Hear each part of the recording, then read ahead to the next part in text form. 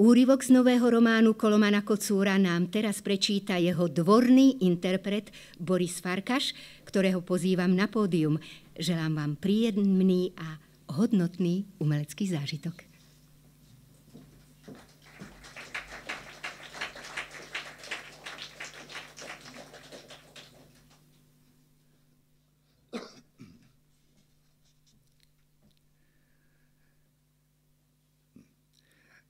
Pred kýrskymi kasárňami zastane zablatená terénna trojkolka. Sedí na nej Mário Kaufmann. Na hlave má pochromovanú nacistickú helmu po nebohom pištovi Fuvarazóvi. Hodí očkom na vrtuľník komerčného portálu zaparkovaný na lúke za cestou a zabúcha na okienko deväťárne. Okienko sa otvorí a vykukne z neho tupá tvár s vypleštenými belasými očami. Piči, a vy čo chcete? Kde je štáb? Pýta sa Kaufmann.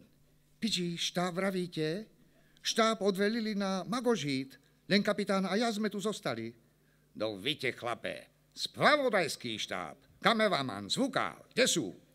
Jaj, piči, tí nadržači, čo mi Žinčisovičku ohrdli?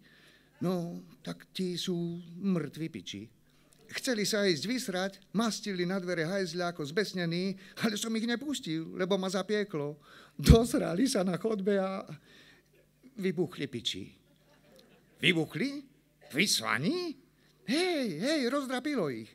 Taká to bola rana, že sa mi až dvere na hajzli zašprajcovali. Kapitán ich musel Monte Rajznou vylomiť, piči. No vidíte, tak kapitán. A kde je ten váš kapitán? Chcem s ním okamžite hovoriť. Steny na chodby devätárne sú pofrkané krvou z vybuchnutých ľudských tiel. Sklá na oknách sú vybité, dvere vyvalené z pántov. Okrem dverí na záchode a na zbrojárni. Mário Kaufmann s jednou rukou pridrža na nose vreckovku a štítivo mraští obočie. Štiplavý zápak fekálií a zhoreného mesa je neznesiteľný.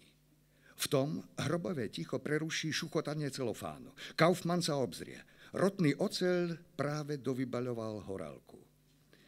Piči šéfe, kúkajte na tie hajzľové dvere, hovorí, drviac horálku širokou sánkou. Kapitán ich dal urobiť z dvojcólového tankového panciera. To mi zachránilo život, piči. Ušetvíte ma prednášky o intervievovej architektúre, dobre? Funí Kaufmann cez papierovú vreckovku. Kde je kapitán? Piči, no kde by bol? Na hajzli je, tiež ho zapieklo. Rotný obíde Kaufmanna a kráča cez krvavý magľajs k záchodovým dverám na konci chodby. Kaufmann odvráti zrak a jeho oči spočinú na beznohom torze trupu, ktoré leží pri dverách dozbrojného skladu. Akýmsi zázrakom sa stalo, že to, čo bolo na vadroži najcennejšie, ostalo neporušené. Kaufmann fascinovane hľadí na prsia moderátorky, chabo zahalené frankfurtcami čierneho trička. Príde mu zlé. Zvrtne sa na podpätku a vybehne cez deväťáreň von, na čerstvý vzduch. Náčelníku, piči, máte návštevu? Búcha rotný na záchodové dvere. No, návštevofiam, ozve sa spoza dverí. Povedz jemu, Bazmek, že počkať musí, kým vyserem. Píči, len poriadne potisnite náčelníku. Darmo ja tlačím, fiam. Zadek byl šárom zaphatý. No tak si riť prstom prešťúrajte, piči. Mário Kaufmann chodí hore-dolu po nástupisku a predýchava nevoľnosť. Šéfe, piči, volá na neho rotný z okna deväťárne. Máte počkať, kým sa kapitán neví v tom? Kaufmanna skrútne. Schúli sa do žalostnej pózy človeka zúfalo zadržiavajúceho veľkú potrebu. Pokrčené kolená pri sebe, spojené dlane zacviknuté medzi stehnami. Vypúli oči a zaleje ho studený pot. vy ste na nebi, kričí. Nechcem zomrieť. Nech radšej celý život jazdím na trábante s plechovými diskami. Aj Kristusky budem nosiť aj biele ponožky. Kurva, nech nežeriem z každého zalobeného eura. Dám 3 eura na chavitu. Hneď na to si uprdne.